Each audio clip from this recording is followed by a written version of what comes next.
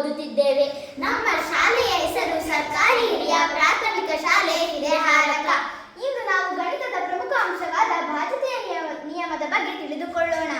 ದಾಕ್ಷಾಯಿಣಿ, ಹಾಗಾದರೆ ಬಾಧ್ಯತೆಯ ನಿಯಮ ಎಂದರೇನು? ಒಳ್ಳೆ ಪ್ರಶ್ನೆ ಕೇಳಿದೆ. ಒಂದು ಸಂಖ್ಯೆಯನ್ನು ಕೊಟ್ಟಾಗ ಇಂತಹ ಸಂಖ್ಯೆಯಿಂದ ಭಾಗವಾಗುತ್ತದೆ ಎಂದು ನಮಗೆ ತಿಳಿಯಲು ಸಹಾಯಕವಾಗುತ್ತದೆ ಮತ್ತು ಇದರಿಂದ ಸಾಕಷ್ಟು ಸಮಯ ಉಳಿಯುತ್ತದೆ. ಅದಕ್ಕಾಗಿ ನಮಗೆ ಬಾಧ್ಯತೆಯ ನಿಯಮ ಬೇಕು. ಸರಿ, ಹಾಗಾದರೆ ಬಾಧ್ಯತೆಯ ನಿಯಮವನ್ನು ತಿಳಿದುಕೊಳ್ಳೋಣ ಬಾ. ಸರಿ ಬಾ. ಈಗ ನಾವು ಎರಡರ ಬಾಧ್ಯತೆಯ ನಿಯಮವನ್ನು ತಿಳಿದುಕೊಳ್ಳೋಣ. ಹಾಗಾದರೆ ದಾಕ್ಷಾಯಿಣಿ, ಈ ಬಾಧ್ಯತೆಯ ನಿಯಮವನ್ನು ಓದುತ್ತೀಯಾ? ಸರಿ, ಓದುತ್ತೇನೆ. ಎರಡರ ಬಾಧ್ಯತೆಯ ನಿಯಮ: ದತ್ತ ಸಂಖ್ಯೆಯ ಬಿಡಿ ಸ್ಥಾನದಲ್ಲಿ 0 ಅಥವಾ ಸರಿ ಅಂಕಿ ಇದ್ದರೆ ಆ ಸಂಖ್ಯೆ 2ರಿಂದ ನಿಶೇಷವಾಗಿ ಭಾಗಿಸಲ್ಪಡುತ್ತದೆ. ಈಗ ನಾನು ಉದಾಹರಣೆಯೊಂದಿಗೆ ನಿನಗೆ ತಿಳಿಸಿಕೊಡುತ್ತೇನೆ. ನಾವು ಇದನ್ನು ಉದಾಹರಣೆಯೊಂದಿಗೆ ಪರೀಕ್ಷಿಸೋಣ. ಉದಾಹರಣೆ 1, 58. ಬಿಡಿ ಸ್ಥಾನದಲ್ಲಿ ಯಾವ ಅಂಕಿ ಇದೆ? ಬಿಡಿ ಸ್ಥಾನದಲ್ಲಿ 8 ಇದೆ. ಈ ಸಂಖ್ಯೆಯು ಬಿಡಿ ಸ್ಥಾನದ ಸರಿ ಅಂಕಿ ಆಗಿದೆ. ಸರಿ, ಹಾಗಾದರೆ ನಾವು ಇದನ್ನು 2ರಿಂದ ಭಾಗಿಸಿ ನೋಡೋಣ. 2 ಭಾಗಿಸು 58. 2 ಮಧ್ಯದಲ್ಲಿ 5 ಇಲ್ಲ. 2 2 4. 5ರಲ್ಲಿ 4 ಕಳೆದ್ರೆ 1. ಈ 8ಅನ್ನ ಕೆಳಗಿಳಿಸ್ಕೋಬೇಕು. 2 9 18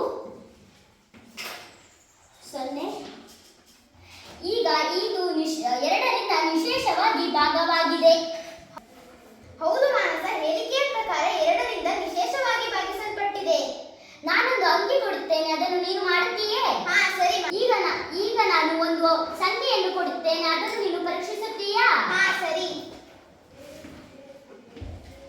ಉದಾಹರಣೆ 2,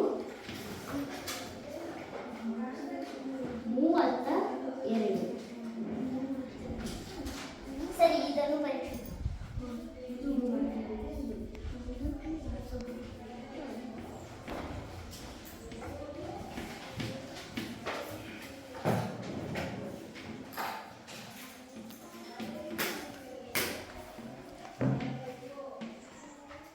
ಈ ಸಂಖ್ಯೆಯ ಬಿಡಿ ಸ್ಥಾನದಲ್ಲಿ ಸರಿ ಅಂಕಿ ಇದೆ.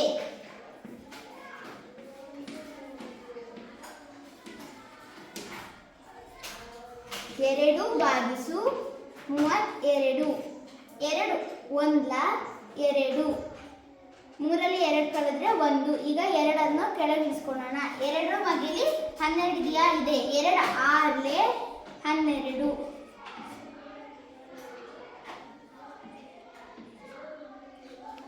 ಮಾನಸ, ಹೇಳಿಕೆ ಪ್ರಕಾರ ಇದು ಅಷ್ಟೇ ಭಾಗಿಸಲ್ಪಟ್ಟಿದೆ. ದಾಕ್ಷಾಯಿಣಿ, ಹಾಗಾದರೆ ನಾನು ಒಂದು ಬೆಸ ಸಂಖ್ಯೆಯನ್ನು ಹಾಕಿಕೊಡುತ್ತೇನೆ, ಅದನ್ನು ನೀನು ಪರೀಕ್ಷಿಸುತ್ತೀಯಾ? ಪರೀಕ್ಷಿಸುತ್ತಾನೆ. ಹಾಕಿಕೊಡು ಒಂದು ಸಂಖ್ಯೆಯನ್ನು. ಸರಿ, ಹಾಕಿಕೊಡುತ್ತೇನೆ. ಉದಾಹರಣೆ 1, 49. ಈ ಸಂಖ್ಯೆಯನ್ನು ಪರೀಕ್ಷಿಸು. ಸರಿ. 2 ಭಾಗಿಸು 49. ಈಗ ನಾನು 2ರಿಂದ ಭಾಗಿಸುತ್ತೇನೆ. ಬೆಸ ಸ್ಥಾನದಲ್ಲಿ 9 ಇದೆ. ಇದು ಬೆಸ ಸಂಖ್ಯೆ ಆಗಿದೆ. 2 2 4. 9ನ ಕೆಳಗಿಳಿಸಿ.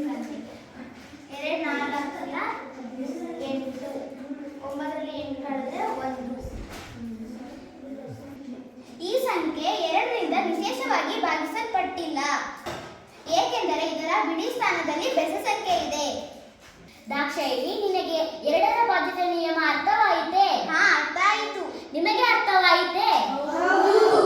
ನಾವು 3ರ ಬಾಧ್ಯತೆಯ ನಿಯಮವನ್ನು ತಿಳಿದುಕೊಳ್ಳೋಣ. ದತ್ತ ಸಂಖ್ಯೆಯ ಎಲ್ಲ ಅಂಕಿಗಳ ಮೊತ್ತ 3ರ ಅಪವರ್ತ್ಯ ಆಗಿದ್ದರೆ ಆ ಸಂಖ್ಯೆ 3ರಿಂದ ನಿಶೇಷವಾಗಿ ಭಾಗಿಸಲ್ಪಡುತ್ತದೆ. ಈಗ ಉದಾಹರಣೆ 1 ತೆಗೆದುಕೊಳ್ಳೋಣ. 126 ಅಂಕಿಗಳ ಮೊತ್ತ 1 + 2 + 6 = 9. 9 3ರ ಅಪವರ್ತ್ಯ ಆಗಿದೆ. 3 ಭಾಗಿಸು 126. 3 4 12. ಶೇಷ 0. ಈಗ 6ಅನ್ನು ಕೆಳಗಿಳಿಸಿಕೊಳ್ಳೋಣ. 3 2 6. ಶೇಷ 0 ಬಂದಿದೆ. ಮಾನಸ, ಈಗ ಉದಾಹರಣೆ 2 ಕೊಡುತ್ತೇನೆ. 227. ಇದನ್ನು 3ರಿಂದ ಭಾಗಿಸಿ ನೋಡು. ಸರಿ, ಭಾಗಿಸುತ್ತೇನೆ. ಅಂಕಿಗಳ ಮೊತ್ತ ಅಂಕಿಗಳ ಮೊತ್ತ 2 ಪ್ಲಸ್ 2 ಪ್ಲಸ್ 7 ಈಕ್ವಲ್ಸ್ ಟು 11. 11 3ರ ಅಪವರ್ತ ಆಗಿಲ್ಲ. 3 ಭಾಗಿಸು 227. 3 7ನ 21 ಕಳೆದಾಗ 1. ಈ ಏಳನ್ನು ಕೆಳಗೆ ಇಳಿಸಿಕೊಳ್ಳೋಣ. 3 5 15. 15 ಕಳೆದಾಗ 2 ಬಂತು. ಕಳೆದರೆ ಇದು 2 ಬಂದಿದೆ. ಹಾಗಾಗಿ ಇದು 3ರಿಂದ ಸಂಪೂರ್ಣವಾಗಿ ಭಾಗವಾಗಿಲ್ಲ. ಇದರಿಂದ ದತ್ತ ಸಂಖ್ಯೆಯ ಎಲ್ಲ ಅಂಕಿಗಳ ಮೊತ್ತ 3ರ ಅಪವರ್ತಿ ಆಗಿದ್ದರೆ ಮಾತ್ರ ಆ ಸಂಖ್ಯೆ 3ರಿಂದ ವಿಶೇಷವಾಗಿ ಭಾಗಿಸಲ್ಪಡುತ್ತದೆ ಎಂದು ತಿಳಿದುಕೊಳ್ಳಬಹುದು. ಎಲ್ಲರಿಗೂ ಅರ್ಥವಾಗಿದೆ? ನಾಲ್ಕು ಲೆಕ್ಕಗಳನ್ನು ಕೊಟ್ಟಿದ್ದೇವೆ, ಅದನ್ನು ಮಾಡಿಕೊಂಡು ಬನ್ನಿ. ಇಲ್ಲಿಯವರೆಗೆ ನಾವು 2 ಮತ್ತು 3ರ ಬಾಧ್ಯತೆ ನಿಯಮವನ್ನು ತಿಳಿಸಿಕೊಟ್ಟಿದ್ದೇವೆ. ಮುಂದಿನ ತರಗತಿಯಲ್ಲಿ 4 ಮತ್ತು 5ರ ಬಾಧ್ಯತೆಯ ನಿಯಮವನ್ನು